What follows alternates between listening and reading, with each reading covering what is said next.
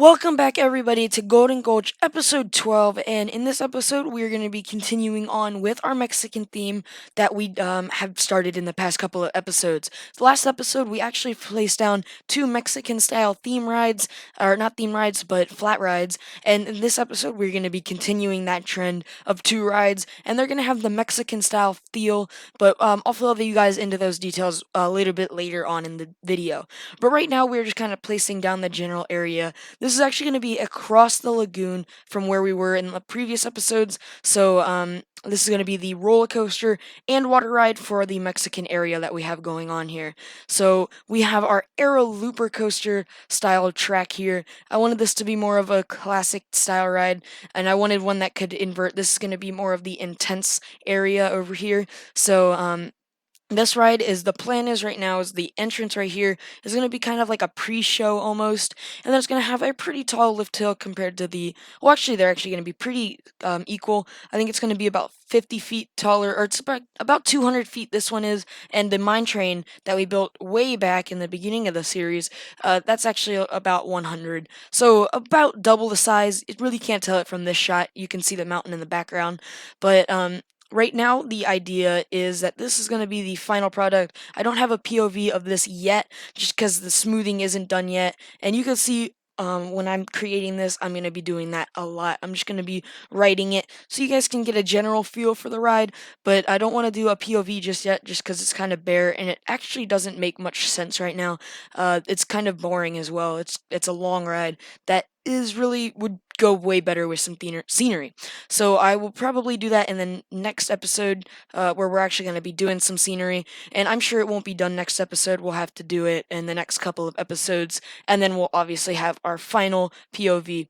But for right now, this is what we have going on. And actually, this is the probably the most interesting thing about this roller coaster is that the roller coaster station and the log flume, wow, the river rapids ride, which is going to be the water ride that is connected to this roller coaster. It is going to be top and bottom station style, and that's also going to come in handy with our scenery that we're going to be doing in later episodes. But for right now, we only have the tracks going in, but as I said, we'll talk about some scenery later on. So right now, for our coaster, our layout, we have the turnaround with the pre-section, we have the lift hill, then we have this like pre-drilled curve section, pre-hill curve section.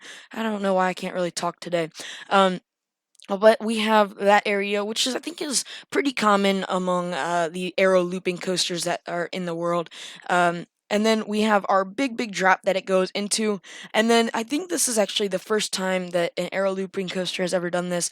I refer to it as an aero looping coaster because it really is, the style is, but it's actually called the American Looper in the game. So I'm just going to be calling it an aero looping coaster for right now.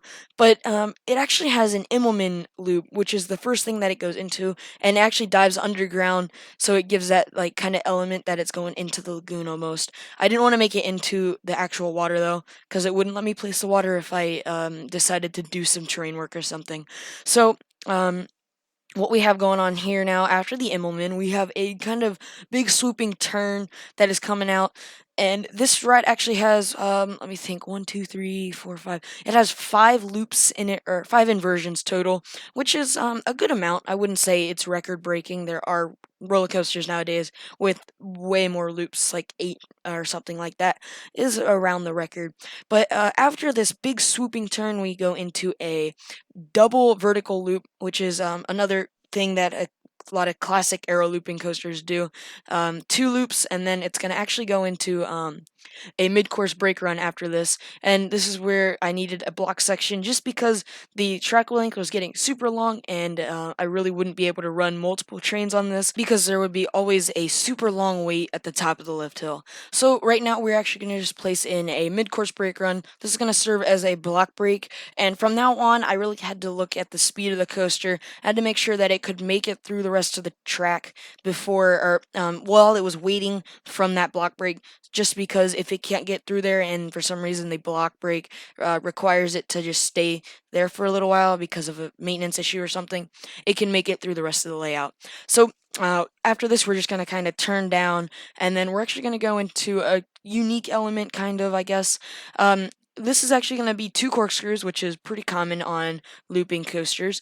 But instead of going the same direction each time, it's going to be one direction and then it's going to cut back to the other direction. This is just to kind of save some space. I don't want it to be a huge sprawling coaster. This is going to be more of a compact layout, and that's going to come in with the scenery as well, which I'll talk about in a couple of minutes once we start with the River Rapids ride. Um, but right now, we're trying to figure out this very last element that's going into this roller coaster, and I really, really wanted this to be one of like I think it's a batwing element where it goes into like a dive loop and then comes out as like an Immelman, I believe it is. But I really couldn't figure it out. The sizing of the pre-made products were not right. They were too big, and I had to try and make it my own. So this is my attempt of doing that.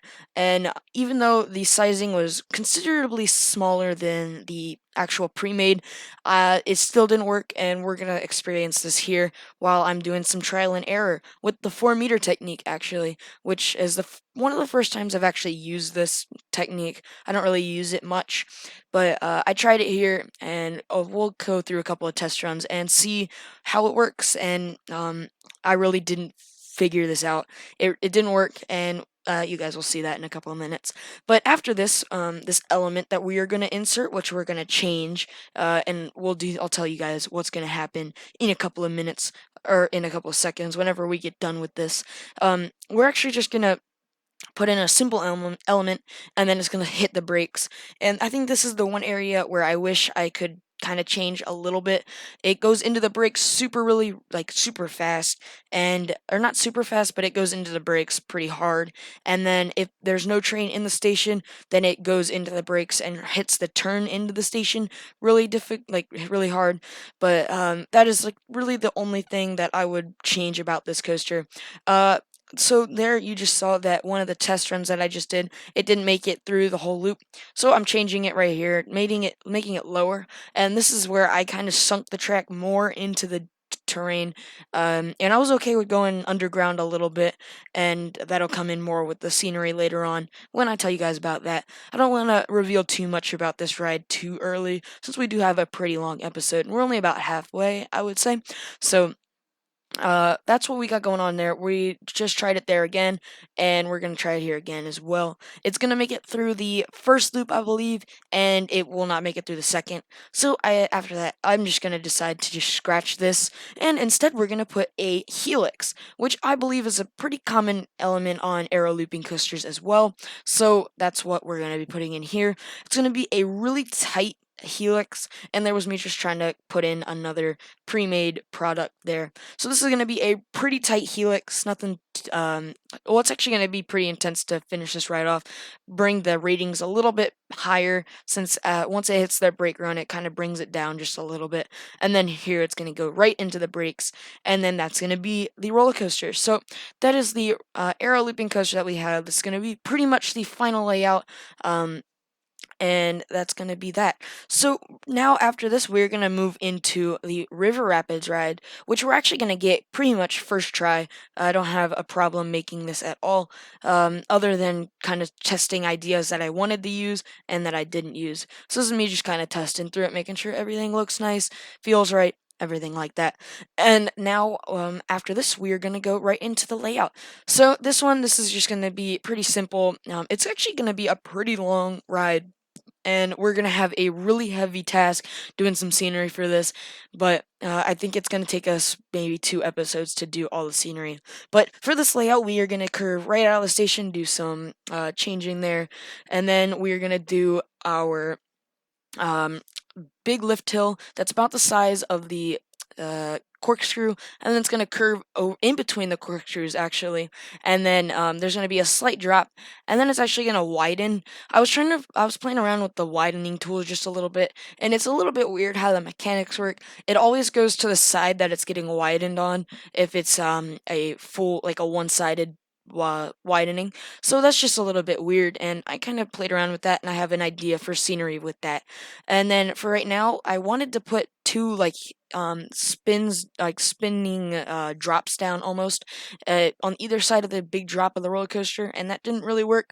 So I just decided to put the grand drop there, kind of snake the track in between the underground part, the Immelman and the big drop, and then just make it straight stretch next to the actual um, station. So this is just kind of getting it hooked back up now, and we're gonna play around with this just a little bit more to get some more rafts up in here. But that's going to be pretty much the final layout for this for this rapids ride. I really like how it comes out, but now that we have all that down, we're going to actually run into some problems with our pathing. I don't think we're actually going to get to a music session today because we have a lot of different things going on. But the last thing that we're going to do in this episode, once I finish testing this ride, is some pathing. We're going to figure out the cues here. We're going to figure out all of that stuff. It's actually going to be a little while to do that. So actually, I might do a little music session there, just a really quick one. We have two cues to make, and it's going to be fairly long cues. And for the scenery, actually, we're going to go with an ancient Aztec style stuff that's actually going to fit into the Mexican culture, just because that's where those are the people before the Europeans came over to Mexico. The Aztecs were there, so that's what we're going to kind of go into here. And I actually have to be kind of careful doing this type of theme, just because this is going to get into a little bit of the more adventure style theme, and it's kind of getting away from the Mexican style, just or not the Mexican but the Western in general, and that's what this park is pretty much about. So that's kind of be the scenery basically, and we're going to do a lot of terrain work and a lot of foliage. So and then this station I have like a temple in mind. So while we do these cues, I'll leave you guys with a music session because it's going to take a little while, and I'll meet you guys near the end of this video.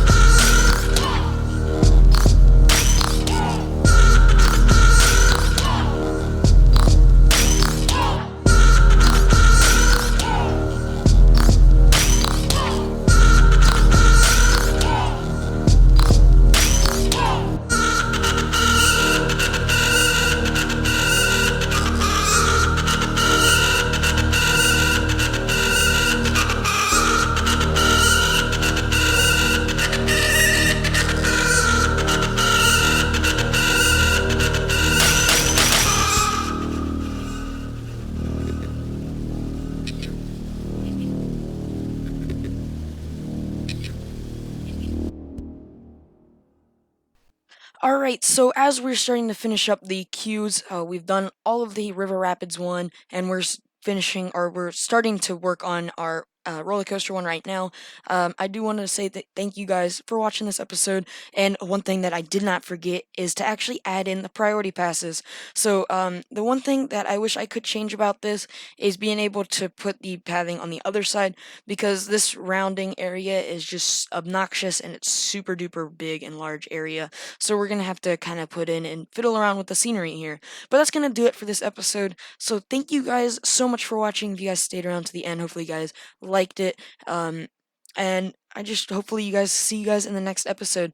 Till then, thank you guys so much for watching. Have a great day.